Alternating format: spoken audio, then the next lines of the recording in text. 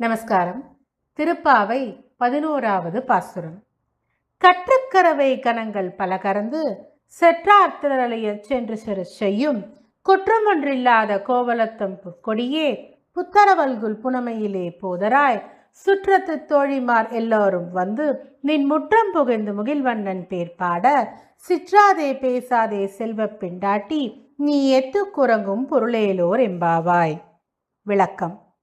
வாங்கக்குடம் நிறைக்கும் பசுக்கள் பல்லாயிரக்கணக்கில் உடைய கோவலர்களின் தலைவன் வீட்டு பெண்ணே, தன்னை எதிர்க்கும் பகைவர்களின் ஆற்றல் முழுதும் அழியும் வண்ணம் போர் செய்யும் திறமுடைய கோபர்கள் தலைவன் வீட்டு அழகான கொடி போன்ற பெண்ணே, குற்றமேதும் இல்லாத நற்குணம் படைத்த ஆயர்கள் இல்லத்து அழகிய மங்கையே, காட்டில் திரியும் மயில் போன்றவளே, எழுந்திரு, எங்களுடன் வா. அக்கம் பக்கம் இருக்கும் உன் தோழிமார்கள் அனைவரும் வந்துவிட்டார்கள். நீ இன்னும் துயில் நீங்கி எழாததால் உன் வீட்டு முற்றத்தில் உன்னை தூக்கத்திலிருந்து எழுப்பி மேகவர்ணனாம் கண்ணனை பாட காத்திருக்கிறார்கள். ஆனால் நீயோ அசையாமல் பேசாமல் படுத்து கிடக்க என்ன காரணம்? ஓ கோபியர்களின் அன்பு தோழியே, கோபாலர்களின் செல்வ பெண்ணே, உரைத்திடுக என்பது மேற்கண்ட பாசுரத்தின் விளக்கமாகும்.